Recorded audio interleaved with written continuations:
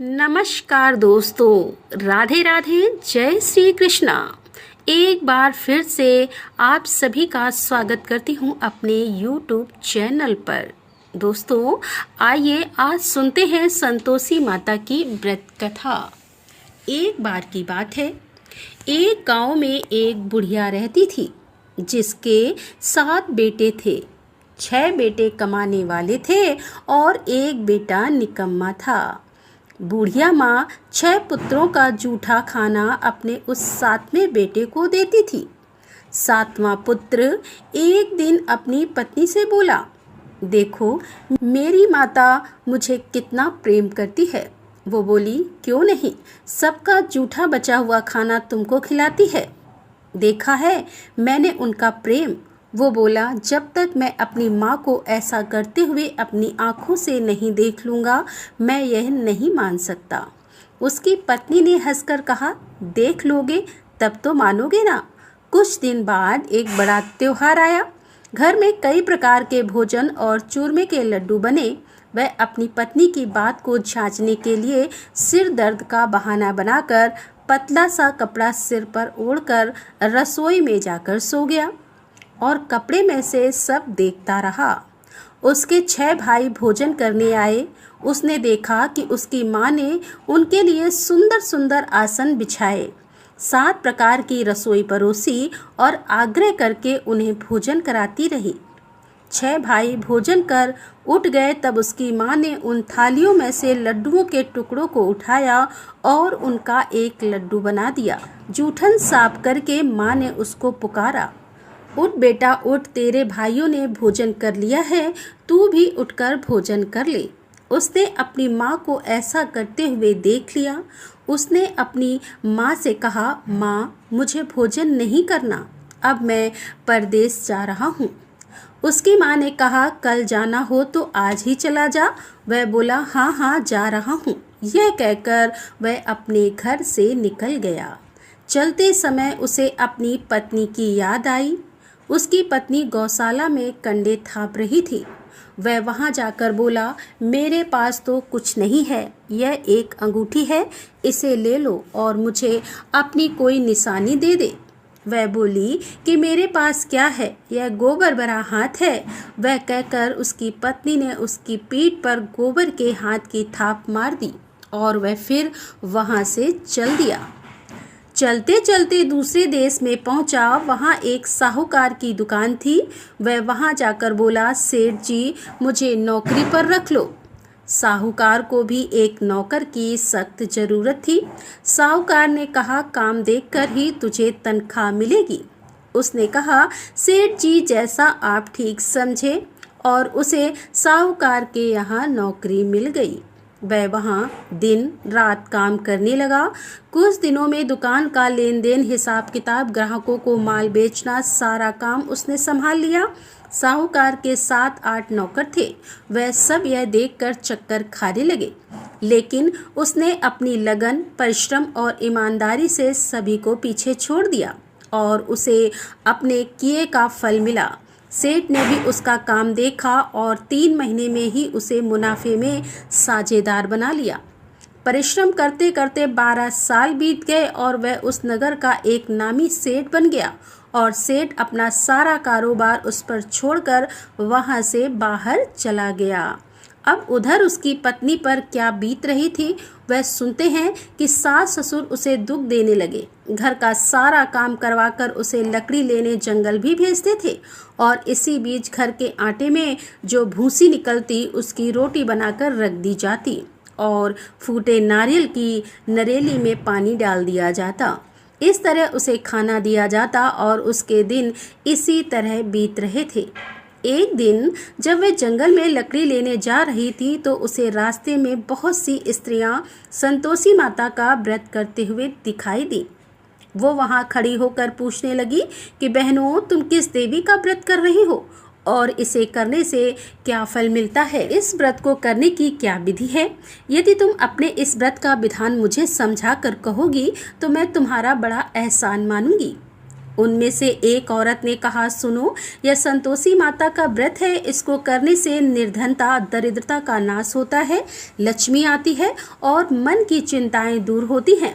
मन को प्रसन्नता और शांति मिलती है। निपटी को पुत्र मिलता है। अगर प्रीतम बाहर गया हो तो वह शीघ्र ही लौट आता है। कुंवारी कन्या को मनपसंद वर मिलता है। चलता हुआ मुकदमा खत्म हो जाता है। कलह कलेश खत्म हो जाते हैं और सुख और शांति होती है। घर में धन जमा हो जाता है और धन जायजा का लाभ होता है तथा और भी कुछ मन में कामना हो तो सब संतोषी माँ की कृपा से पूरी हो जाती है। इसमें कोई संदेह नहीं है।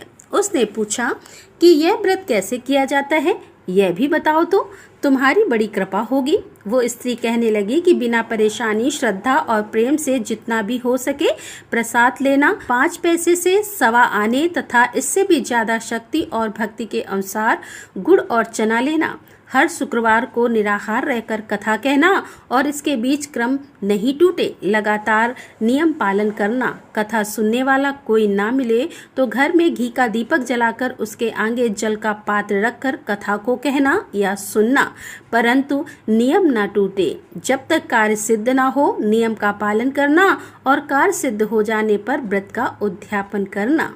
3 महीने तक ऐसा करने पर माता पूरा फल प्रदान करती है।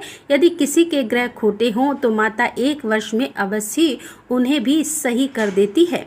कार्य सिद्ध होने पर ही उद्यापन करना, बीच में नहीं। उद्यापन में 2.5 सेर आटे का खाजा तथा इसी के अनुसार खीर तथा चने का साग बनाना, 8 बच्चों को भोजन कराना, जहाँ तक मिले देवर जेठ भाई बंधु कुटुंब के लड़के लेना, ना मिले तो रिश्तेदार और पड़ोसियों के लड़कों को बुला लेना, उन्हें भोजन कराकर अपनी शक्ति के अनुसार दक्षिणा देना, माता का नियम पूरा करना और ध्यान रखना कि उस दिन घर में कोई खटाई ना खाए। यह सारी बात सुनकर वह वहां से चली गई। रास्ते में लकड़ी के बोझ को उसने बेच दिया और उन पैसों में गुड़ और लेकर माता के व्रत की तैयारी करने के लिए आगे बढ़ी।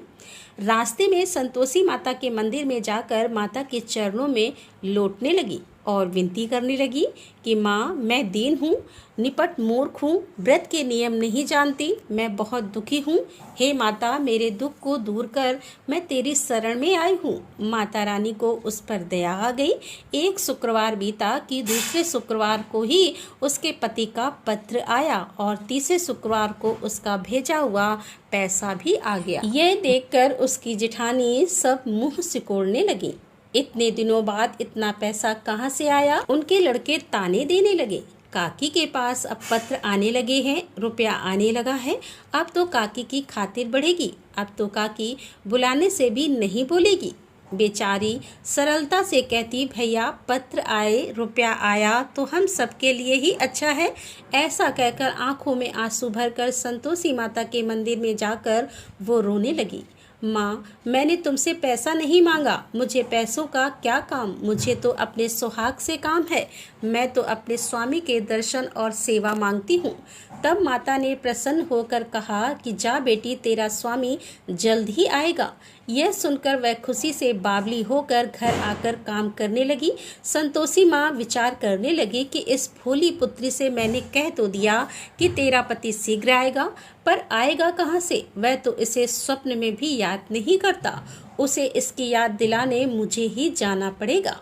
तब संतोषी माता ने उस बुढ़िया के बेटे को स्वप्न में समझाया, पुत्र, तेरी घरवाली कष्ट उठा रही है।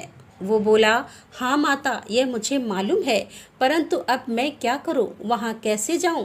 परदेश की बात है, लेन देन का सारा हिसाब किताब कोई नहीं, जाने का रास्ता नजर नहीं आता। आप ही कोई राह दिखाएं कि मैं वहाँ कैसे जाऊं। माँ ने कहा, सवेरे नहा धोकर मेरा नाम लेकर घी का दीपक जलाकर दंडवत कर और दुकान पर जा बैठना। देखते ही देखते तेरा सारा लेन देन चुक जाएगा, जमा हुआ माल भी बिक जाएगा और साँझ होते होते धन का ढेर लग जाएगा।